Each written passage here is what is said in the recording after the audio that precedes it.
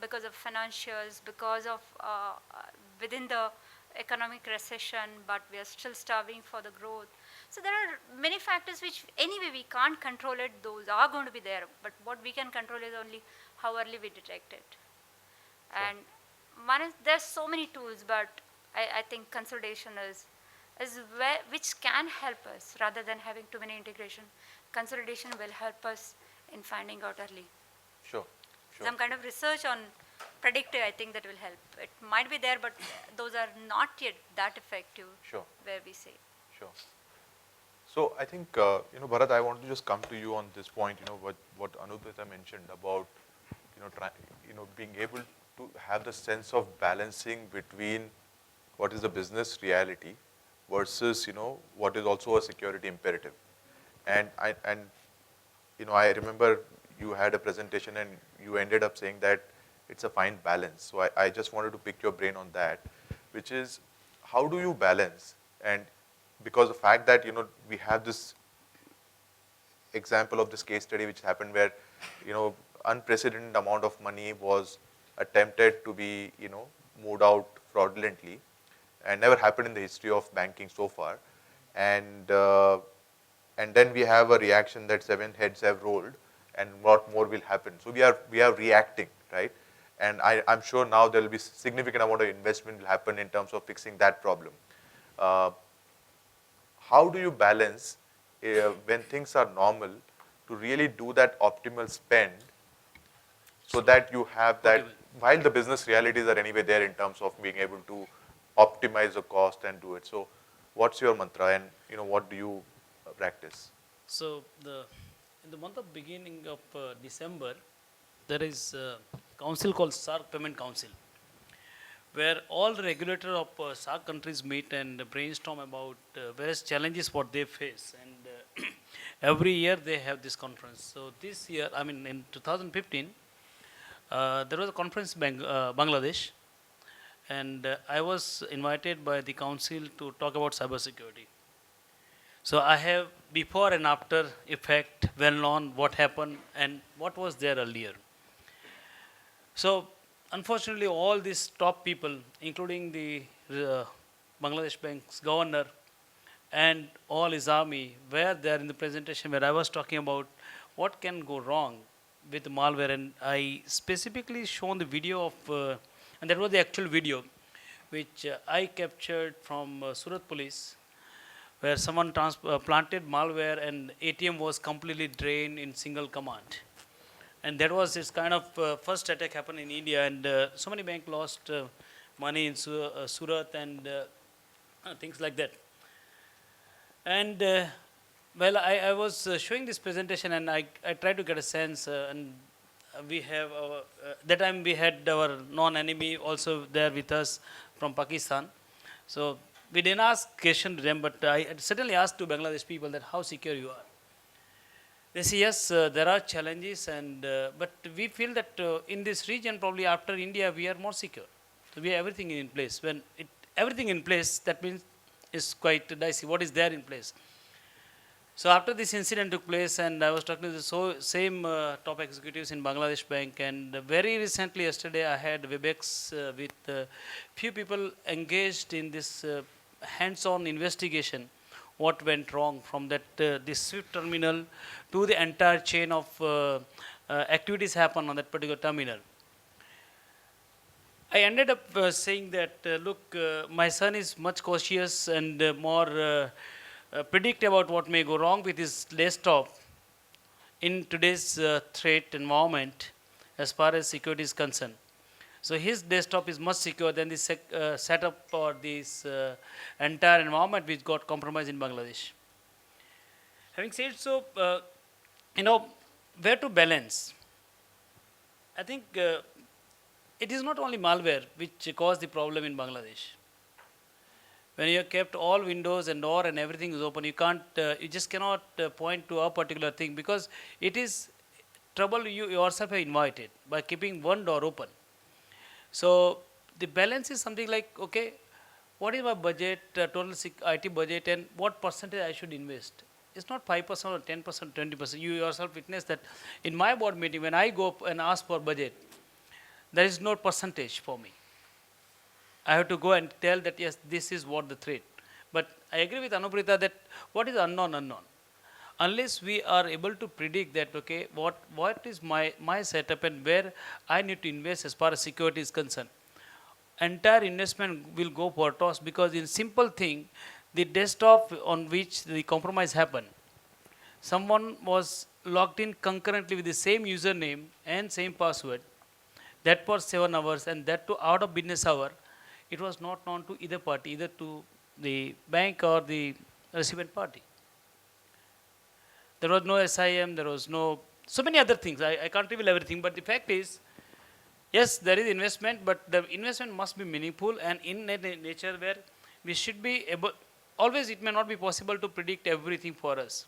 But when something is known to us, like we were knowing about malware attack may happen in India at ATM, which I got from my international network in somewhere October 2014. I sent that circular to all banks that these are the potential chances and these are the probable step what you can take care. It was known to entire banking industry. Somehow we were waiting for some incident to happen, and today everyone after that incident took place last year in Surat, almost all bank has taken a step. So either we want to go proactively or we want just to something to go wrong and then to invest. I think that's a call always everybody is struggling. I I personally believe the kind of network what I am managing here, or kind of environment what I have, a single mistake and everything is down. Like what Yuvraj Singh used to tell in that is a famous ad. So for us it is investment and look at the security from different angle is on topmost priority or topmost agenda for everyone, be it board or be it management level. Sure. Thank you. So Amitabh, I want to just come to you now, and the reason I wanted to come to you is because you're starting a new business, and that business has similar risks. So having seen the conversation so far, what are the things that are going in your mind when you look at this risk in context of your business? And it's again going to be a balance in terms of what you want to secure and how much you want to open. Exactly. Yeah. So any thoughts? So Vishal, Bharat was speaking. I was itching to speak and kind of interrupt him a couple of times. I think you guessed it. I think it is not related to a percentage of the total budget which needs to come in for security. It's not about even in terms of intention, so to say. I think it's more in terms of how the development or evolution of technology which is happening right now. Today, I mean, if you look at it, everybody wants to do everything, and in the speed to do or deliver things, what we miss out is that when we are integrating with different technology, with different products, I mean, how do we combine together and get the security into place? I think that's something which becomes a big challenge today. Now, if you look at, so the financial institutions right now, or even as what we are looking forward to do, we can't develop everything of our own. I mean, because it's going to be taking time. So what we look forward to do is to pick up pieces from the market and see how do we integrate and get this thing out in the market so that we make the best out of it, so to say, which is where the challenge is. Okay. In the speed to deliver, the other thing which comes out very, very strongly is that the way the development is happening right now, we look forward to have a lot of open sources and see how do we ensure those things are used, so to say, which becomes another challenge as well. I think that is where we need to look in terms of, how when the integrations are happening, how do we ensure the protocols are followed and ensure that something like this does not happen, so to say. I think that's what is very important. Sure. So Ajit, you've seen, the opening comments from individuals. How do we approach this issue of investment and balance? So there's been a real question in the industry, and many of them are having this kind of, how do you, your ROI, TCO in terms of your investment, and this has been a real challenge for people. There are two ways to look at it. To be very frank, and the banking fraternity has been the leaders who have been doing that. We've got, the good part is that we've got risk officers on the board today. And all those risk officers have been actually updating the CEOs, updating what are the kind of risk which has been there. So that's a good factor. Now, today, no longer the boundaries are fixed, right? It's no longer like what I was been talking about. You have mobile, you have cloud, there is no longer saying that this is my perimeter. There is no perimeter for us. Data is coming in, data is going out, and this is how transactions are happening. So the challenge still remains because it's about how much you need to actually invest so as to protect. There are some leaders, what they do is they try to put this against their brand and say that, boss, our brand is important and we need to ensure that we need to have a strategic investments and we need to ensure, so that is the, some people take this. There is no thumb rule for it, saying that you put this mantra there and you just plug it in and you can just go to the board and just make them happy saying that, yes, I'm doing the right set of investments so as to protect. But there has to be steps and keep educating, and that would be one thing. Second is also get the industry feedbacks, like what I'm saying is like, keep the board aware of what's been happening, right? There's some people I really liked what he said, that he always goes and talks about protecting their assets, right? So there is no thumb rule, number one. Number two, it's actually a continuous journey which we need to do. And as you said, if an attack happens, the investment flows in and says, boss, just block it. And that's going to remain. But we will have to find a way, keep educating and ensure. That's what is my take, Vishal. Sure, sure. So, I want to stick to some of the themes that you talked about, which Sure. is consolidation, automation, intelligence, and collaboration. And maybe I want to pick up intelligence first, and that's close to my heart as well in terms of threat intelligence and, what do we do with that. So maybe Aditya, let's start with you. And, how are you, in your role in looking at enterprise risk as well as, information security risk, how are you focusing on this issue? I mean, we talked about, detective controls and detection being important, and similarly predictive aspects, and intelligence is focusing more on predictive aspects of it. So any examples of these use cases in your business? Yes, I mean, I would, slightly digress from the information part of it. Ultimately, it's information risk or enterprise risk, as the other role I handle. There are two things. Threat intelligence is always you're going to have, including, for example, this meeting. I get to meet my peers, maybe discuss something that happened to them or something they're aware of it, for example, the conversation we were having, I told you there are, no, most of my business comes from agents who are not necessarily known. They give business if I give them the best commission. That's a business imperative. But they also retain my customer data. I can't, if I lose it, I don't have control on that. So yes, threat intelligence is something I do know. Yes, these are the new things that are happening from a predictive that this can possibly happen. My models get better as I get more intelligence. That's the way I'm looking at it. I think whether it's information or enterprise risk to the enterprise itself. To give you a very offbeat example, the floods in Chennai that happened about 3 months ago, that is a risk as an insurance business because I had a lot of claims. I guess peers in the industry would have had it. But then there were thoughts that possibly it's because of global warming, the threats that have been going on all around. That's a piece of intelligence. But if I had actually followed that, I would have said that I would not insure cars against flood. Good business practice. Maybe my customers may not like it, but those are the kind of, any piece of information that comes in, it needs to be evaluated, where it might fit in. If not, it may not immediately fit in, but that's a piece of information that helps making your predictive models better. And it's an ongoing process. Like you said, as we have more of unknowns, but as we get more intelligence, maybe some part of it we might be able to address. Sure, sure. I want to ask this question to Chitti Babu.